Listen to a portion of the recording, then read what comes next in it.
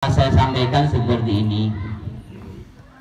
Kalau kita itu pengen doanya mandi, doanya gampang mustajabah, syaratnya siji kudu tobat.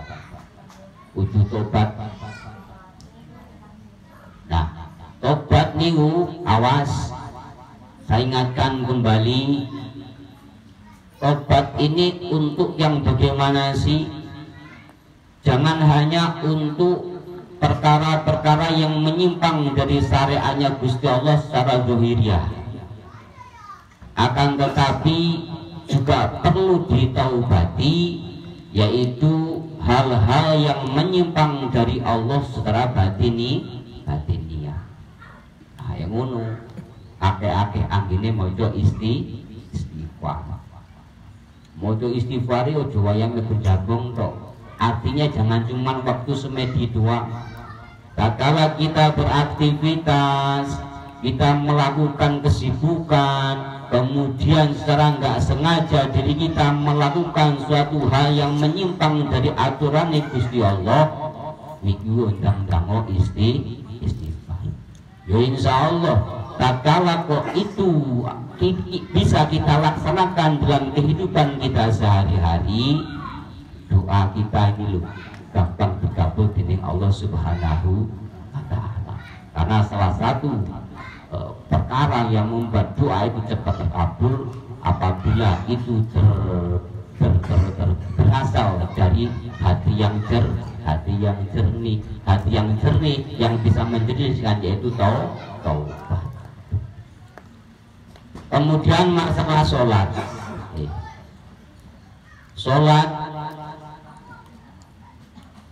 Syarat rukun sholat ini di rukun sholat di waktu pengajian terakhir kemarin, rukun sholat yang jumlahnya ada berapa? Ada yang mengatakan 17, ada yang mengatakan 13. Itu kan? Nah, itu diringkas dalam keterangan itu menjadi 3 golongan. Rukun sholat itu diringkas jadi 3 golongan. Yang pertama golongan qalbiyah, golongan hati. Kemudian yang kedua golongan qauliyah, golongan pengucapan. Yang ketiga golongan fi'liyah, yaitu perbuatan. 3 diringkas dari teluni. Nah, kita mulai kupas. Pertama golongan qalbiyah, golongan hati, yaitu rukun sholat tepatnya yang nomor 1, yaitu niat. Niat itu rukun sholat yang jenis qalbiyah, jenis hati. Maksudnya bagaimana? Wong niat sholat itu nggak perlu kok lisannya itu membaca usolli fardul maghribi, nggak perlu baca itu. Cukup dalam hati saja takbir Allah, hati langsung akun niat sholat maghrib. Hati ini sengrentek seperti itu. Adapun kok lisan, dulu kita tatkala belajar di bangku-bangku sekolah diajarkan membaca usolli fardul maghribi, itu sifatnya membaca dengan lisan menghukumi sunnah. Tujuannya apa toh? Kok sunahnya dibaca dengan lisan? Tujuannya agar lisan ini mampu menolong hati. Menolong yang bagaimana sih maksudnya?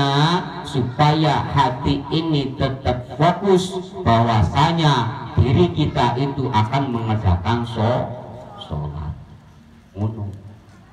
Ora kok lambene maca Allahu Akbar, atine neng kono-kono kesana kemari. Nggak seperti itu, tujuannya kayak gitu. Kemudian kita masuk ke dalam di dalam niat, di dalam niat embel-embel terakhir pasti bacaan tuh. Wong niat ini ada embel-embel, ada bacaan apa terakhir? Lillahi, iya kan?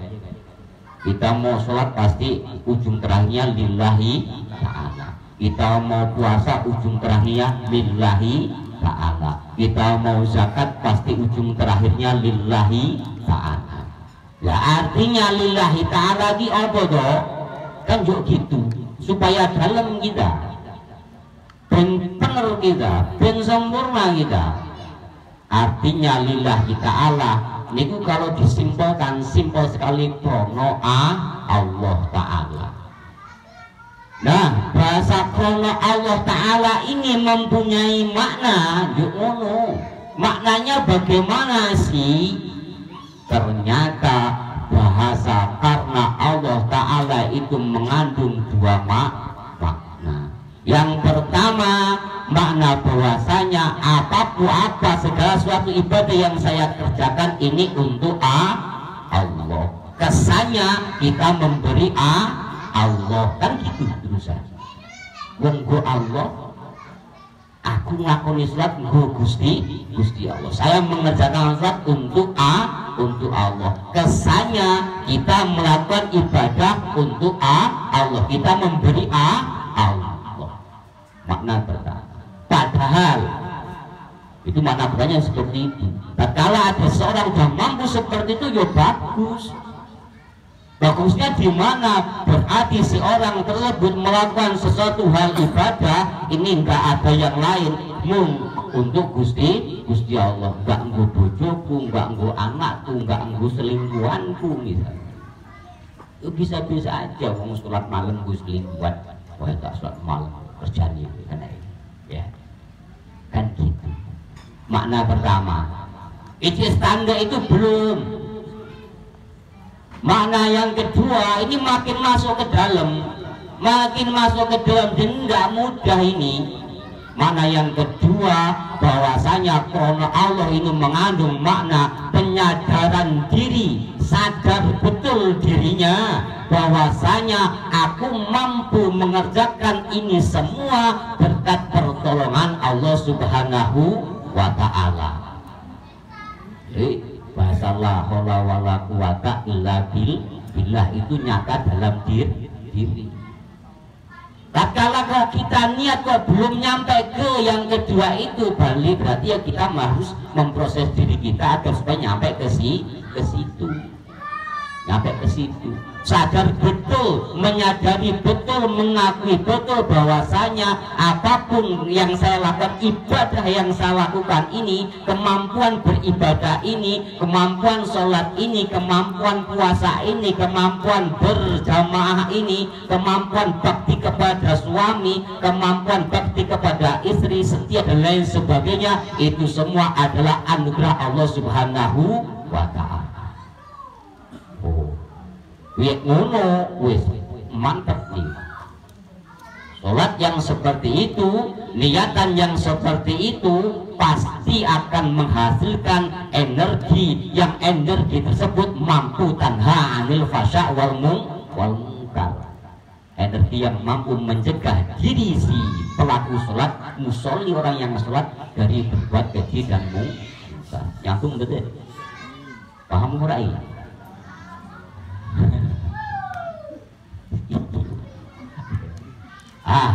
PR-nya kita Bapak Ibu ini untuk mencapai ke makna lillahi ta'ala yang nomor 2 ini nggak mudah.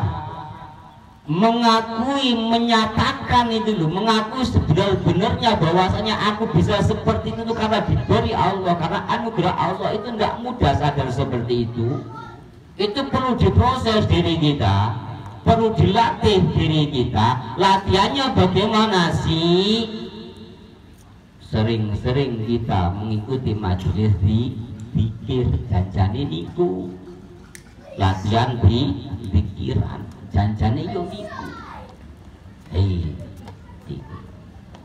Ini omongannya andekan kok keluar dari, bukan dari saya, mungkin agak rada serem.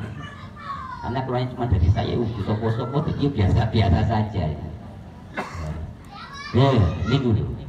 Ini kudu latihannya agar supaya mampu memproses diri, sadar betul, ngakui betul iki kabeh sangka pewawe Gusti Allah, pemaringi Gusti Allah. Kuwi kudu latihan di zikir, belajar di zikir. Ya belajar niku yo angel. Karena ilmu itu kan ya kan. Tingkatan ilmu itu tuh kan pertama paham. Wong itu kudu paham dengan ilmu itu. Setelah paham, kemudian harus berupaya untuk melaksanakan. Setelah melaksanakan ada lagi tingkatan yang ke atas lagi ada. Cuman nggak usah diomong yang nomor 3 ini. Tingkatan ilmu itu seperti itu. Nah kebanyakan orang berhenti di kata paham. Aku wis paham wis, aku wis mudeng wis. Urusan iso ngakun ya ngakun ya lah mbuh. Hanya itu. Padahal harus lupa bahwasanya ilmu yang akan bisa menolong itu ada ilmu yang bermanfaat. Ilmu yang bermanfaat itu ilmu apa? Ilmu yang bisa, ilmu yang dikerjakan. Oh, itu satu. Rukun yang pertama jenis kolbiyah, golongan hati. Awas, krono Allah difokuskan. Kata-kata krono Allah mempunyai 2 makna. Yang pertama, saya melakukan ini hanya untuk Allah, seolah-olah kita memberi Allah. Terus sadarilah bahwa Allah nggak butuh pemberian kita. Awas, itu harus ada ke situ. Makna yang kedua lebih masuk ke dalam, sadari, nyatakan dalam diri, sadar betul bahwa ini semua anugerahnya Gusti Allah. Itu loh lillahi ta'ala. Itu lillahi ta'ala. Andai kan lillahi ta'ala urung iso kaya ngono ya urung. Itu belum masuk dalam kategori ikhlas murni itu. Yang kedua, jam biru. Ini ada acara saya. Jam 9:05 menit. Yang kedua, jenis qauliyah cuma 1, yaitu niat itu tadi. Kemudian yang kedua jenis qauliyah. Jenis qauliyah niku diantara 1 membaca takbir, maca takbir. Maca takbir rukunnya Bu. Rukunnya sholat maca takbir. Bacaan takbir bagaimana sih? Allahu Akbar. Nah, itu takbir dalam sholat Allahu Akbar itu disebut takbiratul ihram. Ya sanjutune sholat mung takbir kok, nggak ada kata ihramnya, mung takbir kok. Kalau di dalam sholat takbir Allah itu jenis takbiratul ihram. Takbir yang pertama itu loh, Allahu takbiratul ihram. Kata ihram maksudnya bagaimana? Di sini udah setelah melakukan takbir seperti itu, orang itu tidak boleh, artinya tidak boleh melakukan hal-hal kecuali aktivitas sholat. Mula di situ dikatakan kalau makan coba batal, ngombe batal, ngomong batal, maka dikatakan takbiratul ihram, disebut takbiratul ihram. Selain itu bukan takbiratul ihram namanya, walaupun itu sama-sama bacanya Allahu Akbar. Secara lafaz seperti itu. Secara mana kita masuk ke dalam? Allahu Akbar artinya Allah maha besar. Ya gitu. Allah maha besar. Selain Allah semuanya kecil. Kayak gitu. Selain Allah semuanya kecil. Nah, maksudnya bagaimana sih? Tatkala seseorang sudah mengangkat tangan kemudian membaca Allahu Akbar, janjane orang tersebut harus mampu sadar, mampu dia itu merasa bahwasanya aku ini, diri ini dalam genggaman Allah Subhanahu wa ta'ala. Kata Allah lah yang maha besar, aku cilik, aku nengkap genggamannya Gusti Allah. Kalau sudah merasa seperti itu, semua aktivitas itu nih, semua aktivitas ngadepku ya Allah, ngangkat tanganku ya Allah, rukukku ya Allah, aku ora enek ora ketor. Dari sini makanya orang udah mampu seperti itu, nggak bakalan sombong, nggak bakal kok biji suratnya uang enggak, kalau suratnya enggak sah terus biji urung, itu aja. Karena itu tadi tak kalah orang betapa Allahu Akbar fokus ilang mung ono Allah ngadeku yo Allah sengisor maring atur lah Gusti Allah tuh kan gitu. Nalika saya ruku yo Allah, yang memberi mampu saya ruku Allah kita sudah enggak ada. Itu loh makna takbiratul ihram, makna Allahu Akbar. Nah, dengan yang seperti ini ayo kita lihat sholat kita. Bagaimana sih kita sholat ketika kita baca Allahu Akbar? Sudahkah hati kita seperti itu? Sudahkah rasa kita seperti itu? Oh, makanya kok udah kok pasti kan di ponak-ponak nih kudu tak koyo pas-pas ini. Padahal ya tidak harus seperti itu. Dua ya, Allahu Akbar kandungan maknanya harus timbul dalam diri, dalam rasa setelah membaca Allahu Akbar. Aku ini tidak ada karena hanya Allah lah yang maha besar. Aku cilik, aku dalam genggamannya Gusti Allah. Sawise digenggam ora ketara sing enek mung Gusti Allah. Bukti kalau kita udah mampu seperti itu ya semuanya takbir Allahu Akbar, ora kelingan opo-opo. Kalau masih takbir Allahu Akbar, yang ayo urung belum. Kalau masih saya ciptakan nggak usah berlaku karena kita udah melakukan sholat nanti dulu belum, sholat kita juga masih belum. Ini dua aja ini dua ini kan kunci nih sebenarnya dari niat lillahi ta'ala. Kalau kita bisa menyatakan dalam diri kemudian takbir Allahu Akbar itu, kalau kita bisa benar-benar mampu menyatakan dalam diri kita, sholat kita pasti bagus gitu. Wallahu a'lam bishawab. Ya kalau mau ada pertanyaan monggo Bapak Ibu. Yo rapikan sih kudu nenek biar ada interaksinya ini. Oh, monggo. Saya tak ngopi dulu masuk. Monggo. Ini dari bab ini dulu juga nggak apa-apa.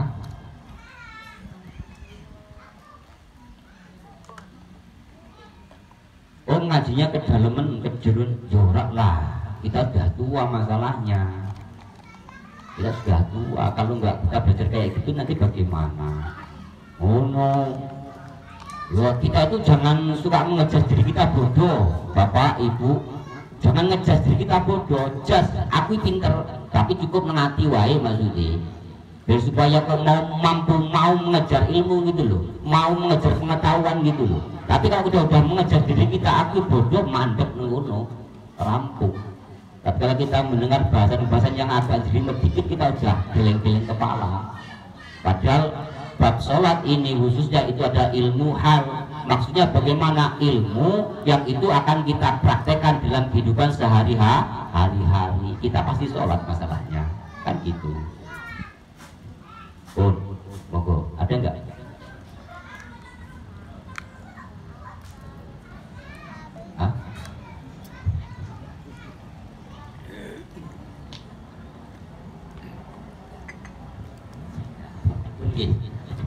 Ya kalau nggak ada ya alhamdulillah cukup.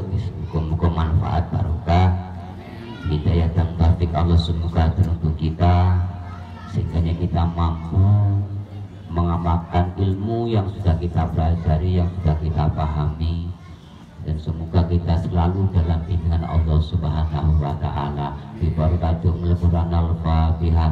A'udzubillahi minasyaitonir rajim. Bismillahirrahmanirrahim. Alhamdulillah rabbil alamin. Iyyaka na'budu wa iyyaka nasta'in. Ihdinas siratal mustaqim. Shiratal ladzina an'amta 'alaihim ghairil maghdubi 'alaihim.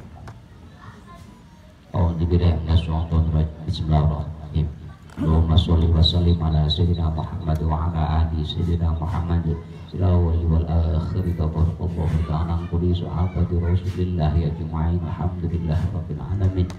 Allahumma hdina siratal mustaqim. Allahumma hdina siratal mustaqim. Allahumma hdina siratal mustaqim. Siratal ladzina an'amta 'alaihim minan nabiyyin wasiddiqin wasyuhada'i wassalihin wa hasuna ulaika rafiqa dzalika fadlu minallah wa kafa billahi alima. Wassallallahu ala sayyidina Muhammadin nabiyil ummi wa ala alihi wa sahbihi wa baraka wa sallam. Subhana rabbika rabbil izzati amma yasifun wa salamun alal mursalin walhamdulillahi rabbil alamin. Ya Rabbi bil Mustafa balligh maqasidana waghfir lana ma madha si'al karami huwal habibul ladzi turja syafa'atuhu likulli hawli minal ahwalil muqtahami. Ya arhamar rahimin, ya arhamar rahimin, ya arhamar rahimin, faris alal muslimin. Ya Allah, ya Allah, ya rahimal mu'minin. Sallallahu